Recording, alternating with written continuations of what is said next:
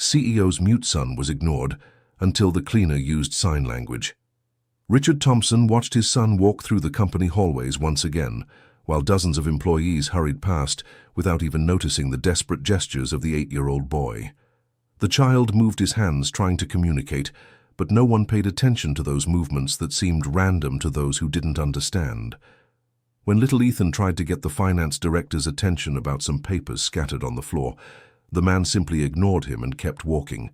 The boy insisted, lightly touching the executive's arm, who turned around annoyed and made a sharp gesture with his hand, as if shooing away a fly. Ethan stepped back, his eyes welling up, and went back to making signs in the air, but there was no one around anymore. It was at that moment that Amanda Wilson, the new cleaning employee, watched the scene from afar. She had started working at the company just 2 weeks prior, after losing her previous job when the small factory where she worked closed its doors. At 25, Amanda carried the responsibility of supporting her mother, Mrs. Margaret, who had lost her hearing when she was young due to a high fever. Throughout her childhood, Amanda had learned sign language to communicate with her mother. It was second nature to her, something as natural as breathing. That's why, when she saw Ethan moving his hands in that specific way, she immediately recognized that he was trying to use American Sign Language. Amanda's heart tightened when she saw the frustration on the boy's face. She approached slowly, careful not to scare him.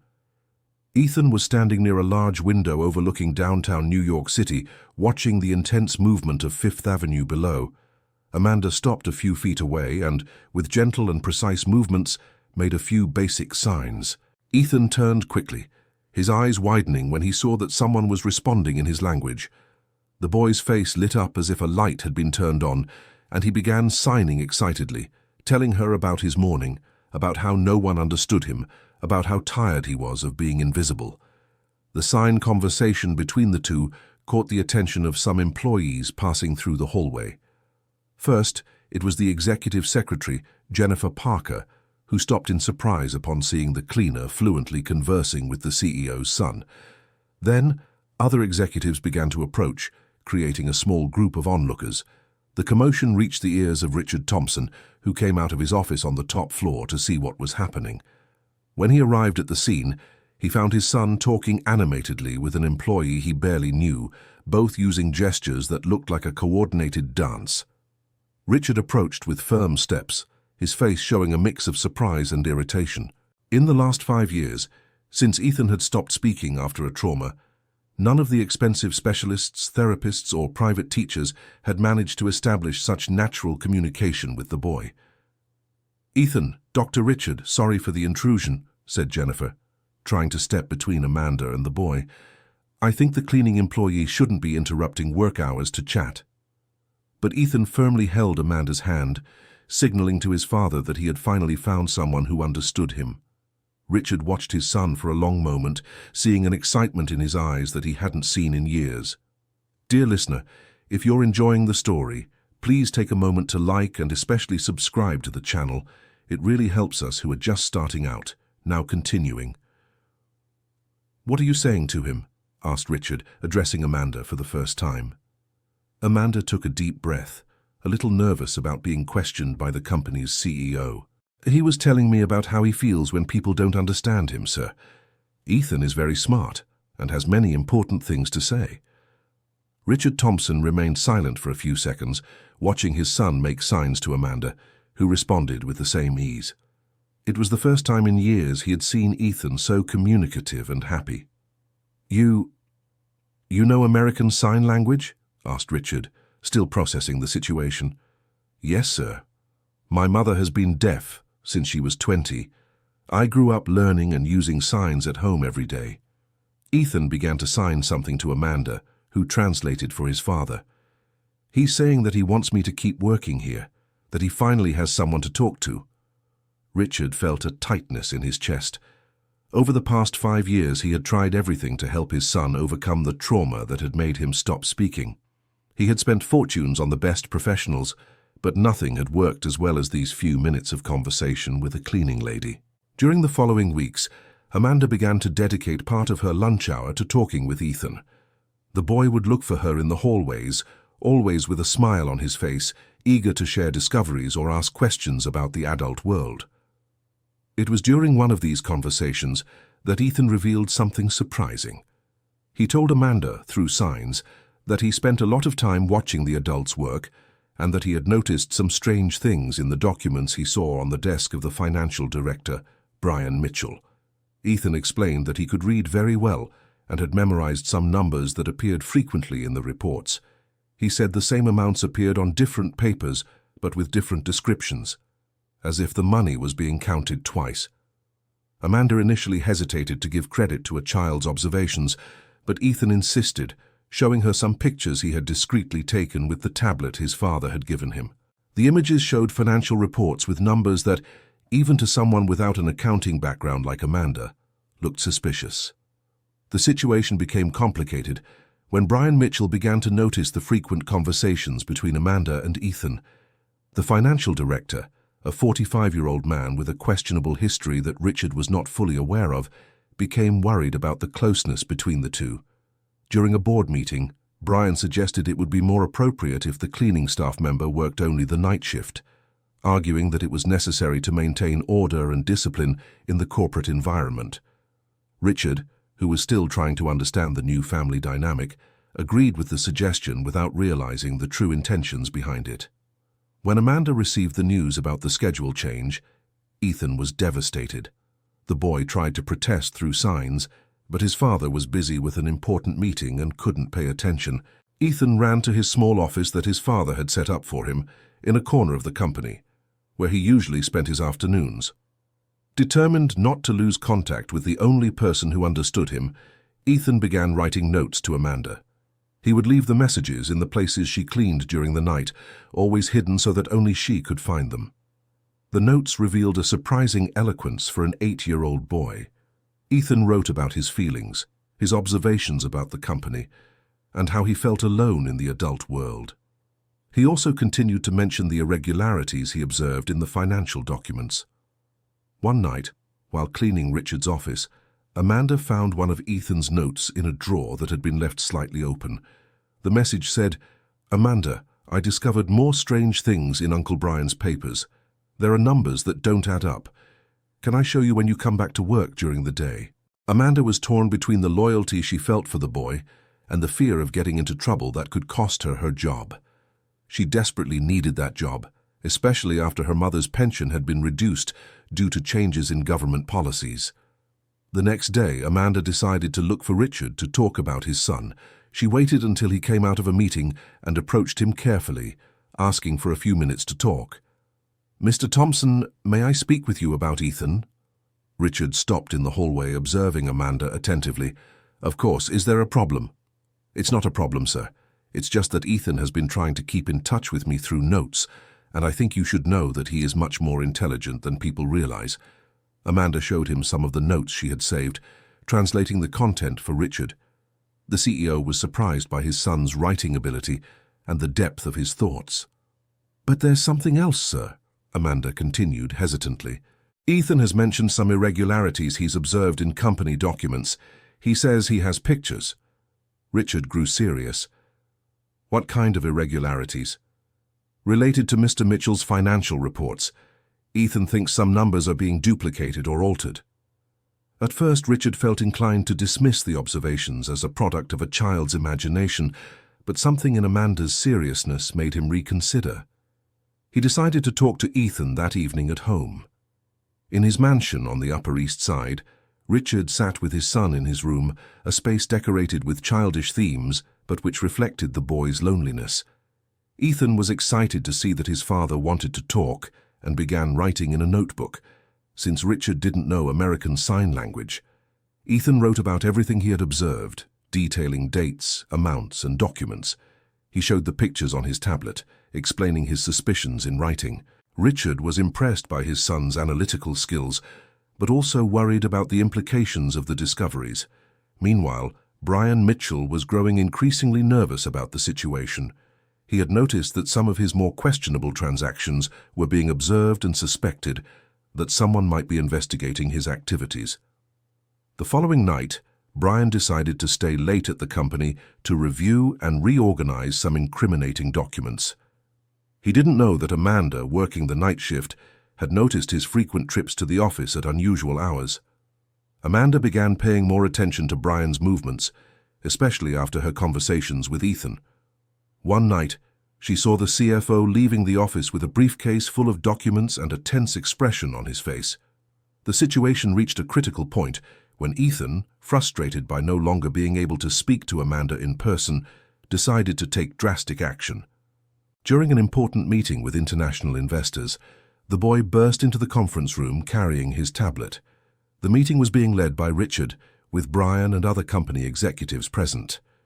Ethan, using the tablet's voice app, began talking about the irregularities he had discovered, citing specific numbers and precise dates.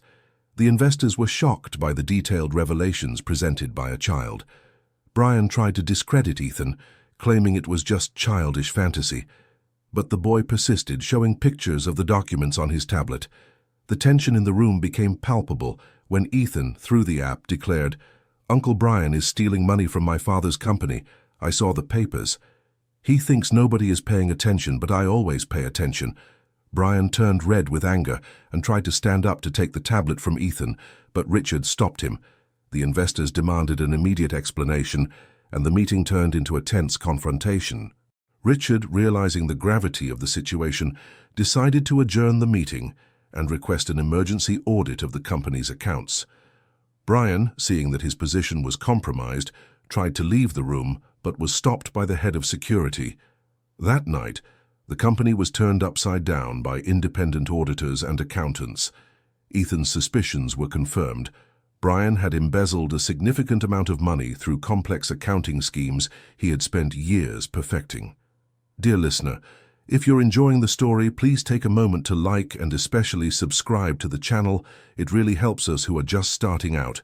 Now continuing. While the financial scandal was unfolding, Richard began to realize he had neglected important aspects of his son's life. Ethan's ability to identify complex fraud revealed an exceptional intelligence that had been ignored by everyone, including himself.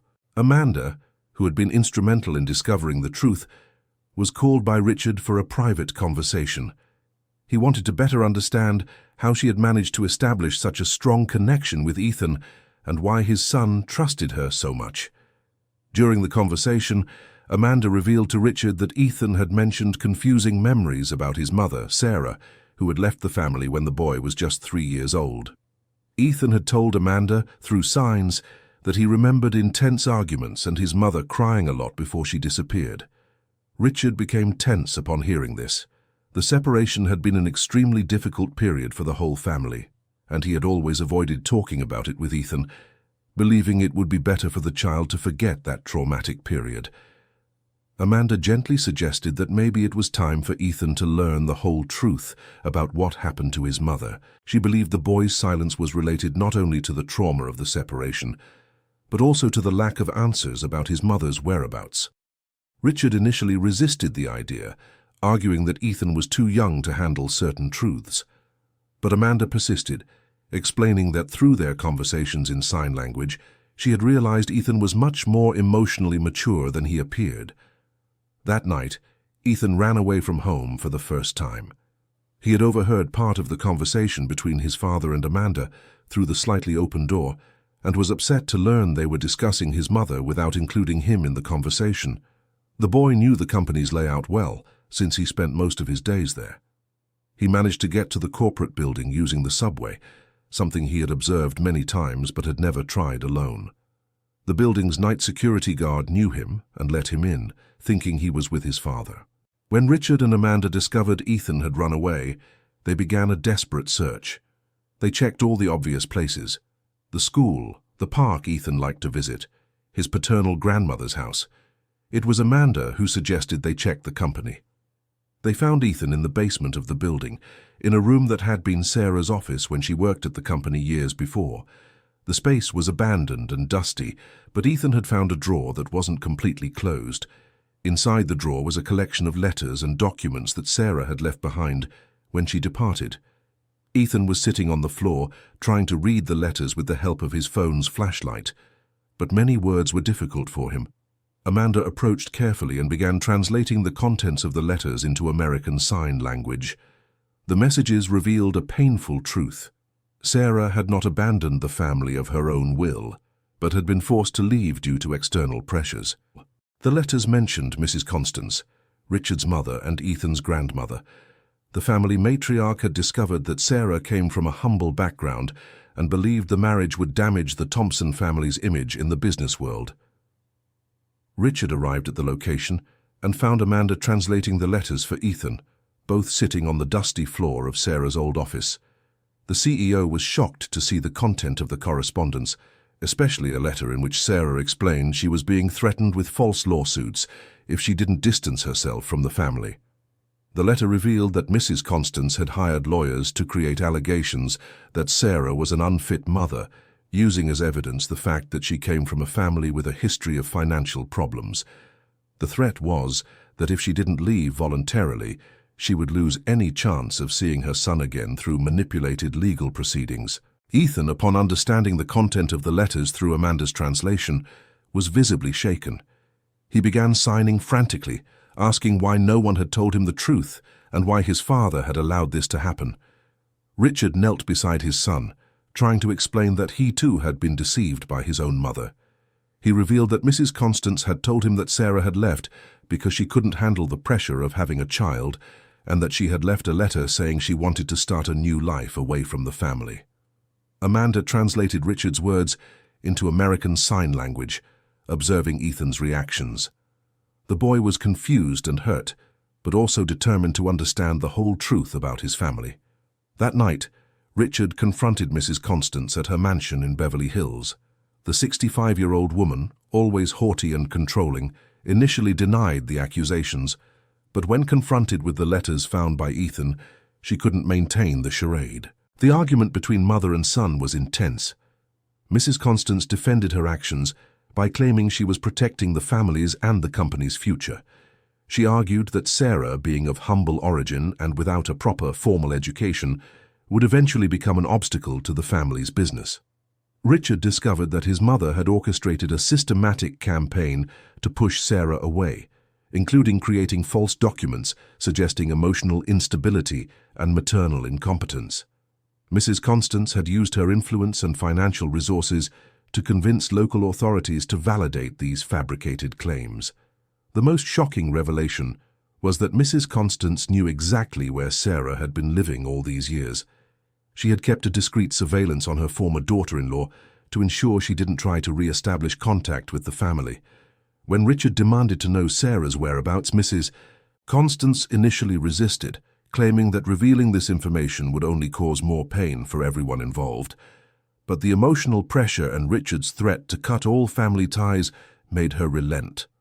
Sarah was working as a sign language teacher at a school for children with hearing disabilities in San Diego, approximately an hour from New York City. She had rebuilt her life by dedicating herself to special education, an area she discovered she had a passion for during the years of separation. Richard learned that Sarah had tried to contact the family several times over the years, but all attempts were blocked by Mrs. Constance, who intercepted letters, phone calls, and even attempts to contact through lawyers. During the 5 years of separation, Sarah had fought legally and emotionally to regain the right to see her son, but she always ran into bureaucratic obstacles that, only now Richard realized, had been carefully orchestrated by his own mother. The situation became even more complex when Ethan, through Amanda, expressed the desire to meet his mother immediately. The boy was determined to make up for lost time, but Richard felt torn between protecting his son from possible disappointment and satisfying his need to reunite with his mother. Amanda suggested they organize a neutral meeting in a place that would be comfortable for Ethan, but that would also allow Sarah to feel at ease. She offered to help mediate the communication, since both Ethan and Sarah knew American Sign Language. Richard discovered, through a deeper investigation, that Sarah had learned American Sign Language during her pregnancy, after reading about the benefits of gestural communication for child development. She had planned to teach Ethan from a young age, but the separation interrupted those plans. The decision to meet Sarah was made after Ethan wrote an emotional letter to his father, explaining that he needed to know if his mother still remembered him and if she still loved him. The letter touched Richard deeply, making him realize that he had deprived his son of something fundamental for years. Amanda offered to make the first contact with Sarah, believing it would be less traumatic if the approach was gradual. Richard agreed, grateful to have someone he trusted to help in this delicate situation. When Amanda arrived at the school in San Diego where Sarah worked, she found a 32-year-old woman with brown hair and sad eyes, but who maintained a positive energy while teaching a group of deaf children. The resemblance between Sarah and Ethan was striking, especially in their natural gestures and expressive way of communicating. Amanda waited until the end of classes to approach Sarah. When she explained who she was and why she was there, Sarah was visibly shaken. Her first words were signed, "How is my son? Does he still remember me?" The conversation between Amanda and Sarah lasted hours. Sarah talked about the years of struggle trying to regain contact with Ethan, about how she had specialized in special education in the hope that one day she could help her own son if he had any learning difficulties. Sarah revealed that she had found out about Ethan's American Sign Language through a private investigation she hired with her savings. She knew her son had stopped speaking, but didn't have details about his current condition or how he was dealing with the situation. When Amanda showed Sarah some recent photos of Ethan and translated some of the conversations they had had, the mother cried, seeing how much her son had grown and how intellectually developed he was. She felt proud to learn about the discovery of the fraud at the company, but worried about the emotional weight Ethan was carrying. Sarah agreed to meet Ethan, but insisted it be in a place that wouldn't bring additional pressure to the child. She suggested a park in San Diego that had a peaceful atmosphere and where she often took her students for outdoor activities. The meeting was scheduled for a Saturday morning. Richard was nervous, Ethan was anxious, and Amanda served as a mediator between everyone involved. She had spent the previous week preparing Ethan for the meeting, explaining that his mother also knew American Sign Language and was very eager to see him. When they arrived at the park, Sarah was already waiting on a bench near a playground. She wore a simple dress and carried a small bag with gifts she had prepared for Ethan over the years, hoping one day to be able to give them to him. Ethan initially hesitated when he saw his mother, staying behind Richard and holding Amanda's hand. 5 years was a long time in a child's life, and he wasn't sure how he felt about this woman, who was simultaneously a stranger and the person he had most wanted to see again.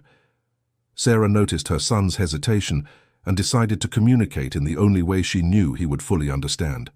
She began to sign slowly, saying, "Ethan, I am your mother. I missed you every day. You don't need to be afraid of me." Ethan watched his mother's signs carefully, comparing them with the language he had learned with Amanda.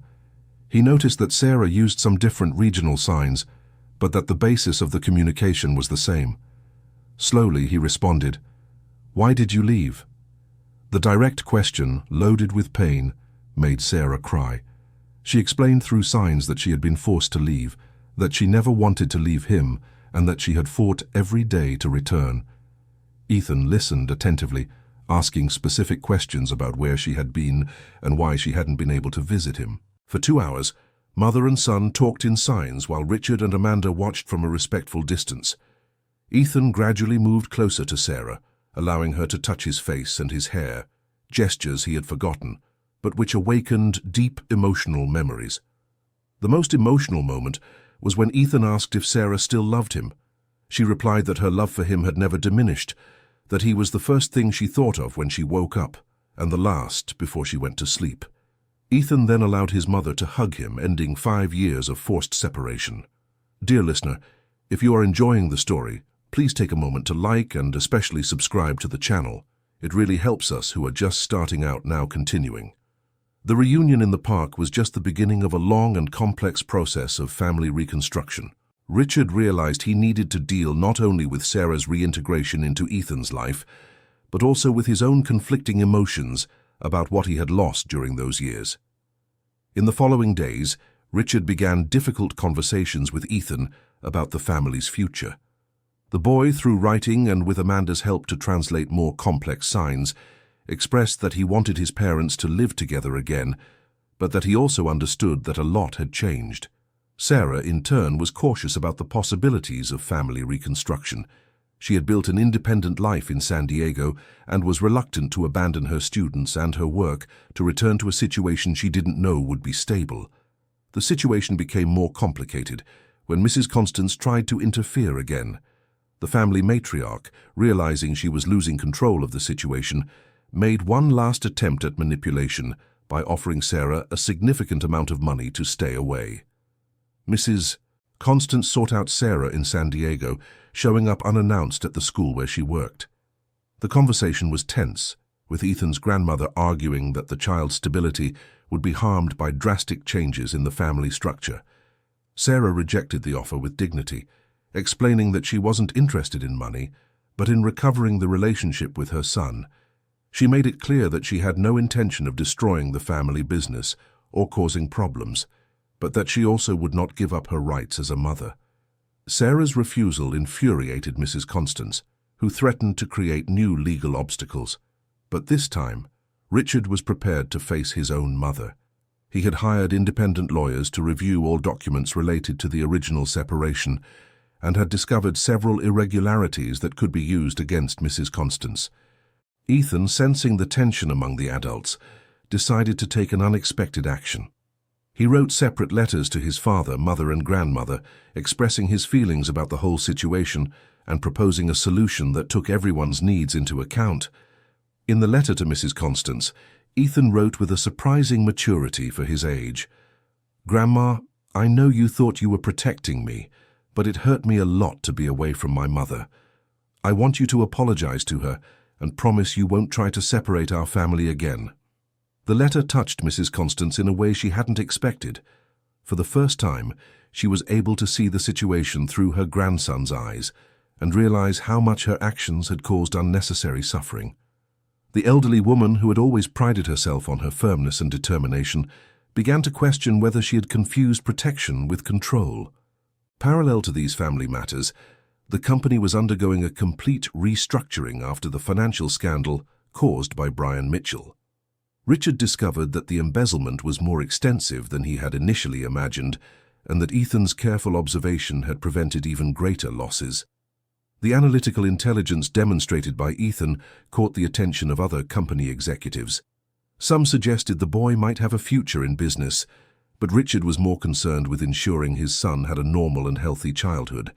Amanda, who had become a central figure in Ethan's life, was promoted to a special position in the company, family communication assistant. Her role was to help Ethan communicate with other people and support the family transition that was taking place. Amanda's new position allowed her to bring her mother, Margaret, to meet Ethan. The meeting between the 60-year-old deaf woman and the 8-year-old mute boy was moving.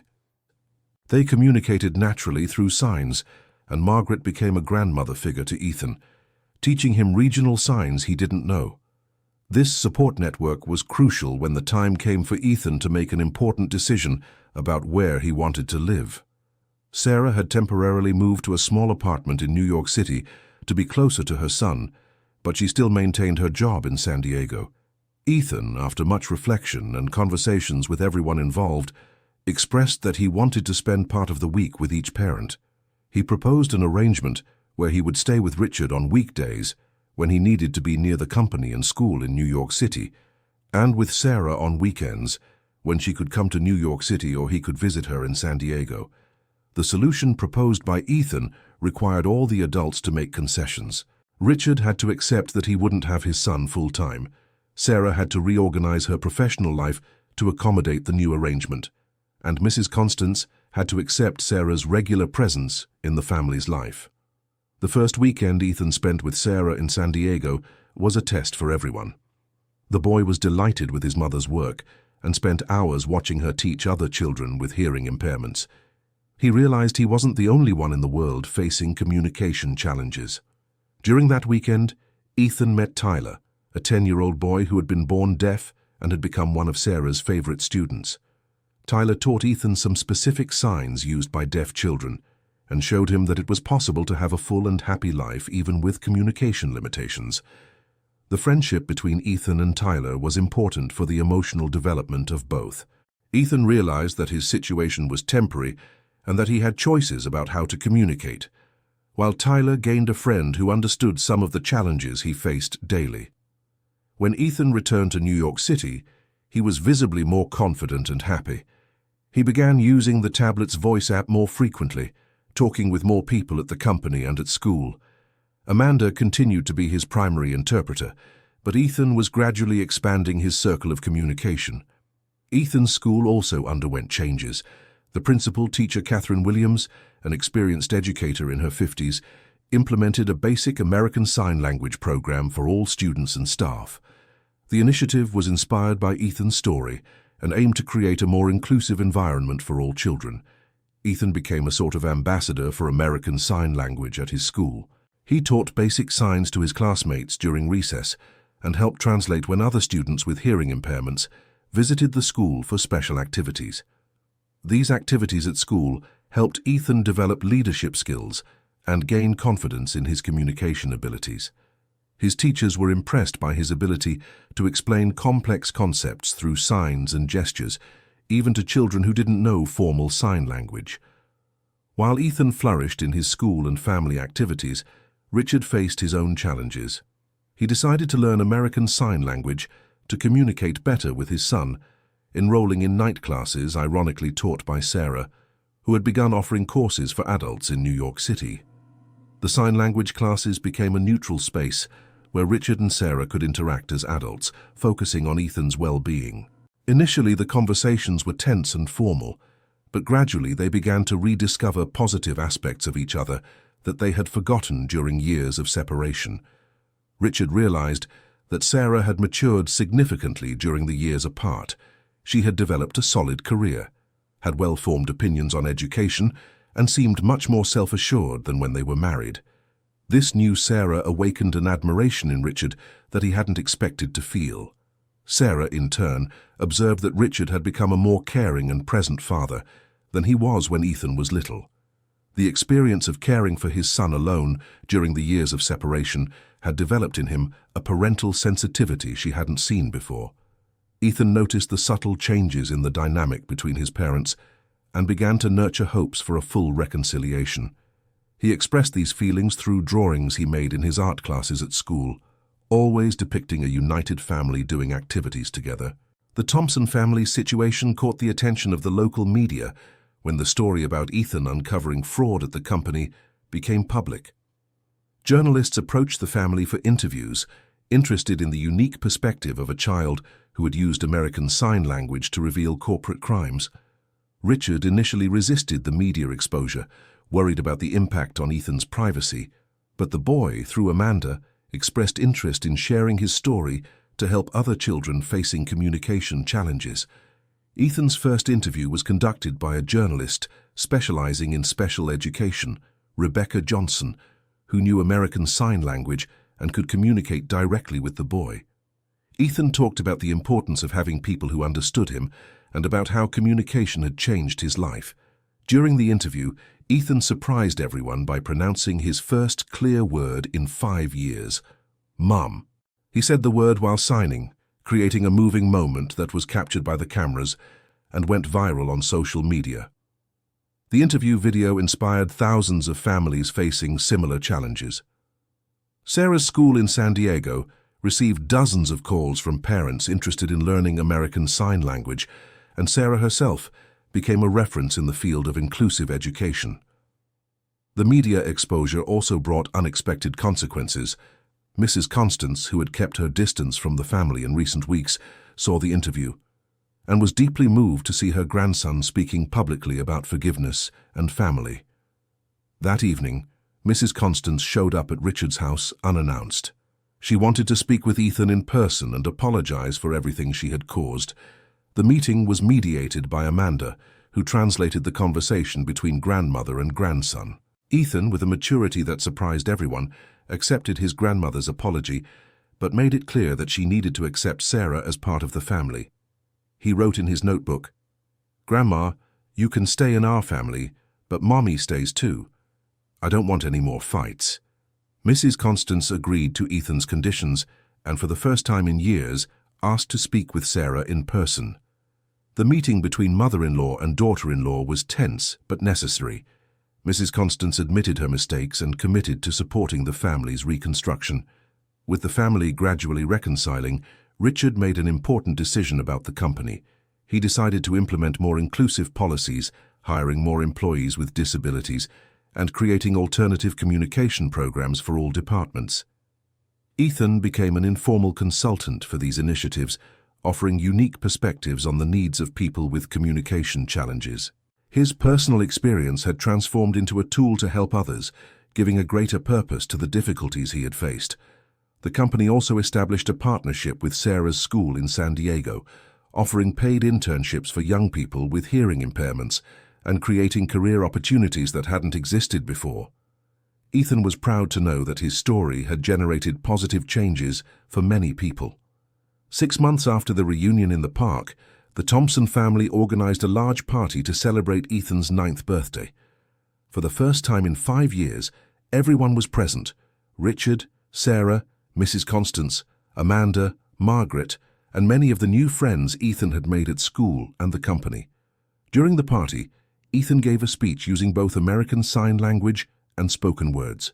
He thanked everyone who had helped him find his voice again and announced that he wanted to become an interpreter when he grew up, to help other families facing communication challenges. Ethan's speech moved everyone present.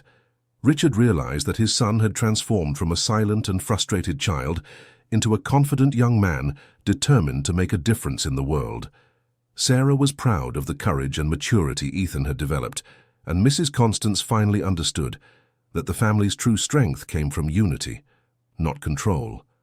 Amanda, who had been the catalyst for all these positive changes, was honored by the family as Ethan's honorary godmother. She would continue working at the company, but now in a position that combined her communication skills with her genuine care for people.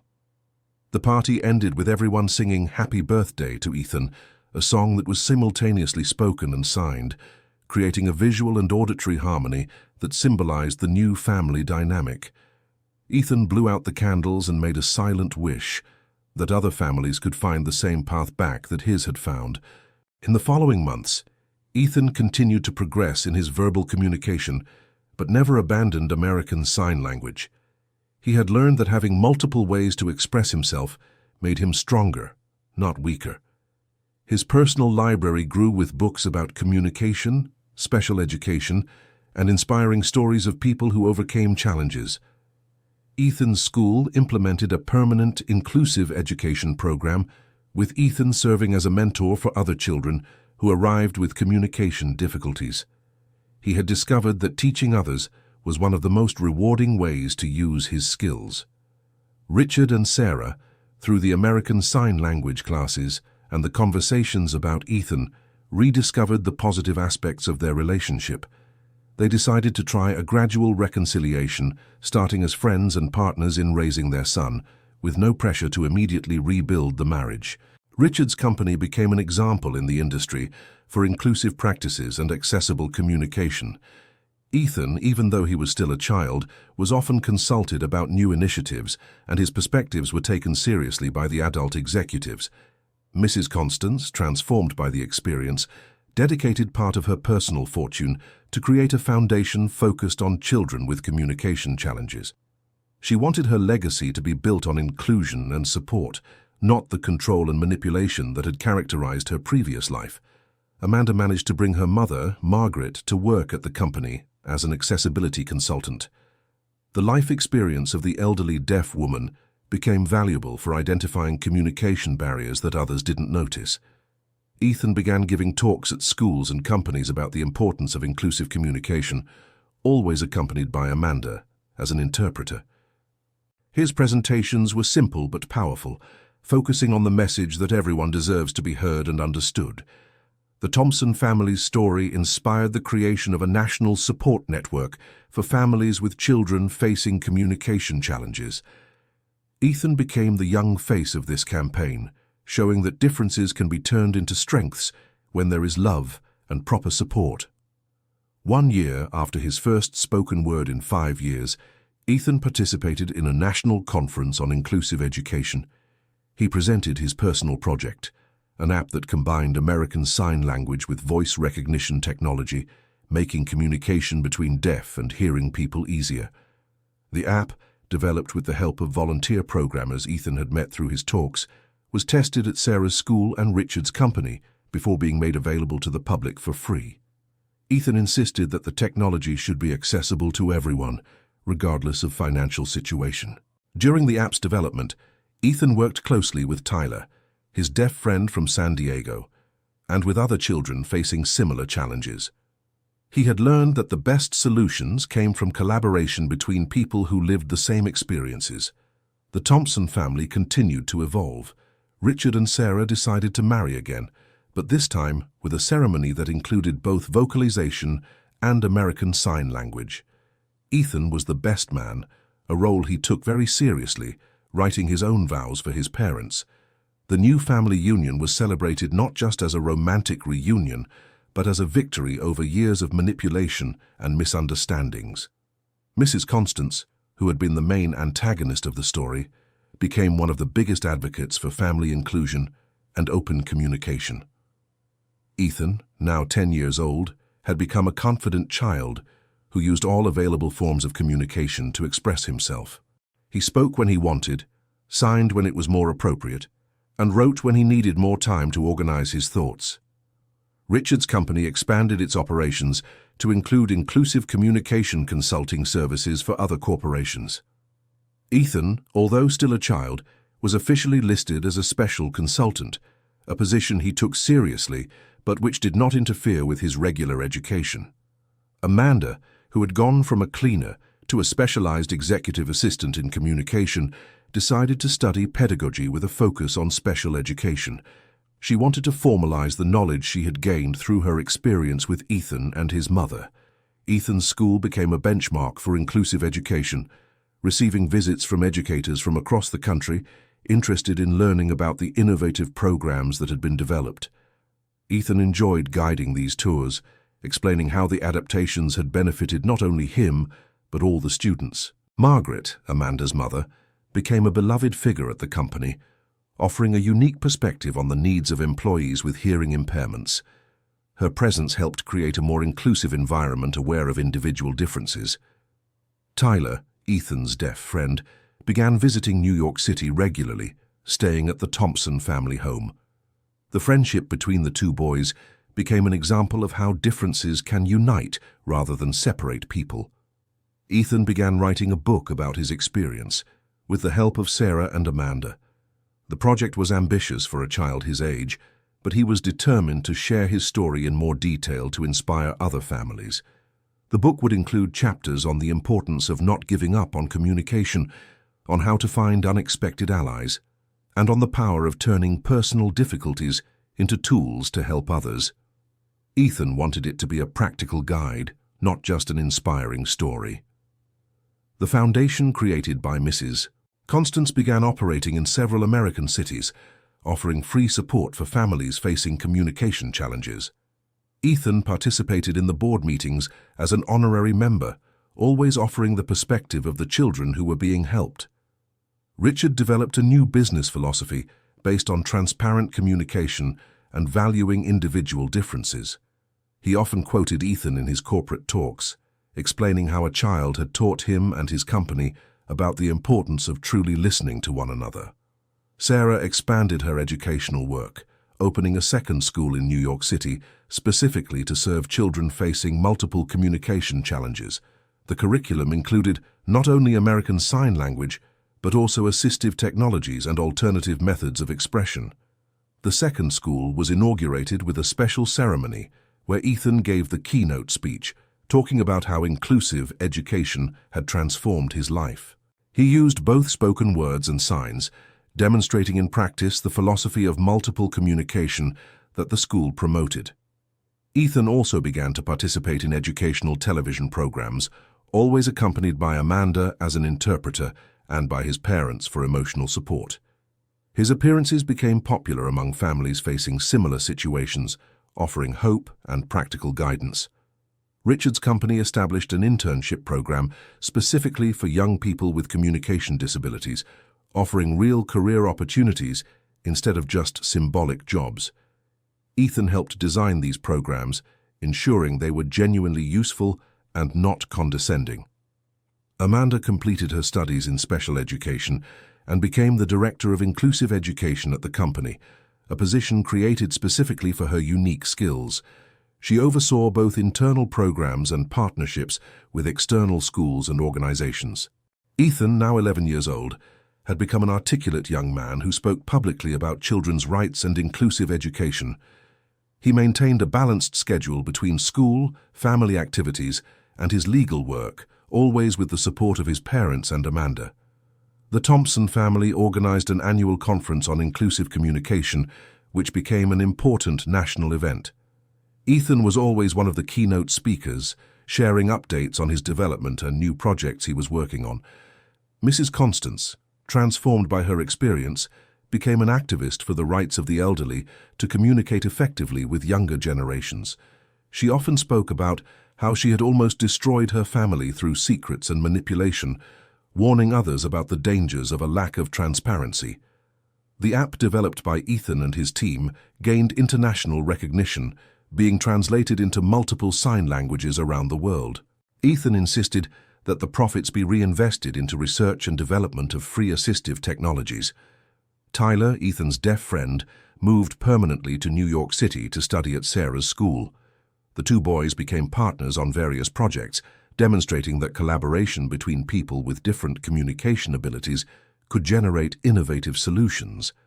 Ethan began studying programming more seriously, with the goal of developing technological tools that could help children like him. His teachers were impressed by his ability to visualize solutions to complex communication problems. Richard's company became a case study in business schools, cited as an example of how internal changes can generate positive social impact.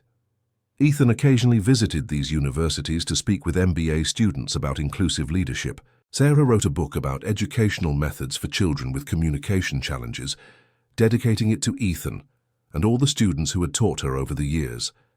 The book became a reference in the field and was translated into several languages. The Thompson family's story was adapted into a documentary that won awards at educational film festivals.